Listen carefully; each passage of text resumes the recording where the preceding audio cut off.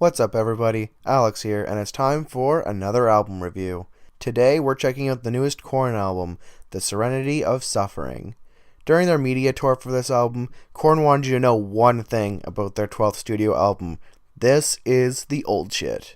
No more of this dubstep-infused Path of Totality or electro-infused paradigm shift. The direction of this album was much more akin to Life is Peachy or Issues. That sounds very promising for hardcore Korn fans, but can Head and the Gang make nu metal cool again? We have no choice but to immediately agree with the band when the album starts with Insane, which bursts in with their signature aggression and the old school guitar style that I can only describe as jangly, exactly the same as their first albums.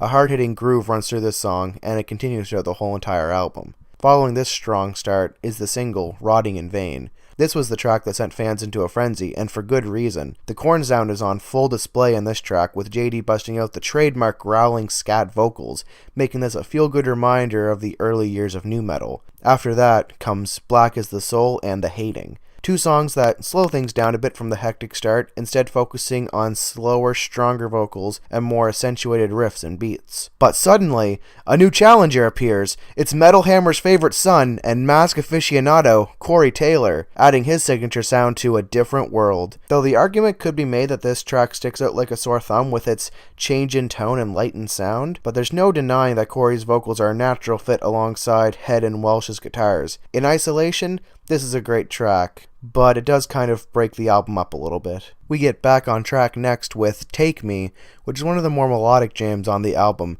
and Everything Falls Apart, which brings back in some heavier riffs from the beginning of the album and features a great breakdown from JD near the end. Another mix-up comes next though, as Die Yet Another Night opens up with a cleaner, higher guitar that continues through the track and cleaner vocals to match it. While this is still aggressive, the track lightens things up a bit and very successfully so, making this a standout. Rounding out the album is a trio of different songs. When You're Not There showcases a deep, heavy riff that gets in your head and rattles around it, a true sign of great guitar work. Next in line has a contrast between light and heavy from verse to verse, and has some DJ scratching throughout, and Please Come For Me closes out the album as another Korn showcase, with some growling lines coming in with another catchy riff and contrasting style. The Serenity of Suffering is a strong return to form for Korn, with the old philosophy of deep riffs, impactful rhythm, jangly guitars, and JD's signature tricks getting a coat of polish that can only come from the 20-year veterans of the game. Though the album can blend and sound samey at times, mainly around the middle of it, that's not really unusual for the band, and if you're a fan of their sound, it's definitely not a negative.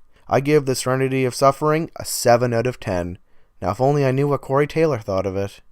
Thanks for watching everyone. If you enjoyed this review, be sure to smash that like button right there. Subscribe for more reviews like this one, always on the release date. And check out our channel for past reviews as well as our other series like Intoxigaming and Faltalica. Until next time, peace.